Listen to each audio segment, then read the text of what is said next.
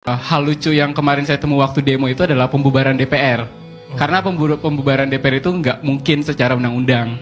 Kalau dari hierarki perundang-undangan, DPR itu bisa bisa dibubarkan kalau misalnya kita amandemen UUD 1945. Ya. Nah, sedangkan kalau kita pengen amandemen UUD 1945, kita harus persetujuan DPR juga.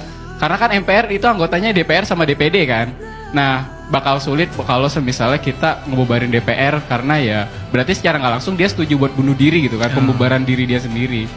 Nah, makanya dari situ Indonesia tuh emang perlu diriset sih dari sistem pemerintahannya. Karena anggota DPR kita itu terlalu kuat posisinya, nggak ada yang bisa ngegantiin dia kecuali dari persetujuan partai. Tepuk tangan lo buat Mas Ahem, luar biasa. Jadi begini, DPR kita itu nggak ada sistem yang namanya recall rakyat. Jadi waktu pemilu, yang memilih DPR kan kita. Tapi yang bisa nge-recall dia buat dimundurkan karena entah mungkin dia melanggar ADART atau apapun itu dari partai, bukan dari rakyatnya. Padahal yang memberikan mandat itu adalah rakyat. Nah, dan selama ini nggak ada yang namanya sistem menghukum partai gitu. Jadi kan yang meloloskan kader di DPR itu kan adalah partai. Namun tidak ada mekanisme penghukuman ketika partai meloloskan kader yang tidak berkompeten. Nah, hal itu seharusnya ada. Nah, saya mengkritik itu. Nah, jadi kalau misalnya partai meloloskan banyak anggota atau kader yang melakukan korupsi atau kerjanya nggak bener, itu seharusnya ada punishment-nya. Nah, di dalam undang-undang kita tuh tidak ada itu. Pertama, aku setuju sama opini dia, karena itu ada game yang bilang Vox Populi, Vox Dei gitu kan, suara rakyat, suara Tuhan gitu kan.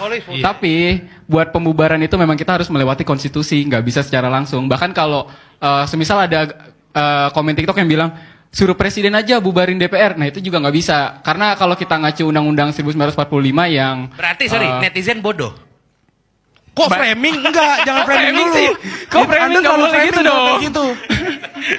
Sorry.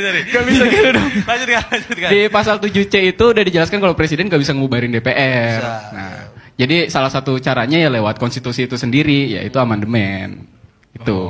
Oke. Pertama kan tadi Mas Japa bilang kalau misalnya kualitas rakyatnya itu dibenerin. Oke, kita ngebenerinnya bareng-bareng aja. Jadi gimana kalau misalnya rakyatnya udah bener tapi partainya menyediakan kader yang tidak kompeten juga gitu loh. Ibarat percuma juga suaranya bagus tapi kadernya jelek gitu. Nah, saya setuju kalau misalnya emang ya rakyatnya memang harus diedukasi, saya setuju banget. Tapi balik lagi ke poin awal, kalau misalnya rakyat sudah teredukasi, rakyat sudah pintar bisa memilih dengan rasional, bisa-bisa kalau ada pemilu kota kosong dong. Karena melihat kalau semua kadernya itu tidak benar gitu ibarat. Nah, kan ada premis yang bilang kalau semua anggota DPR itu jelek gitu. Anggota DPR jelek maka semuanya kena gitu kan.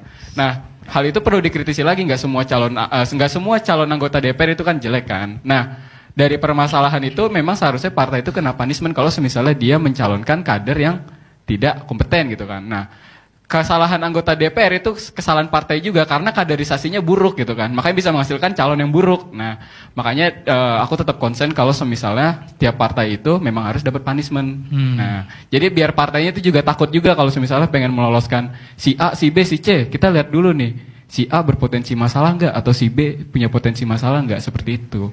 Nah, jadi biar demokrasi kita itu jadi lebih sehat lagi. Karena kan mereka itu kan merepresentasikan rakyat ya. Tapi kalau mereka tidak lahir dari rahim rakyat ya buat apa gitu.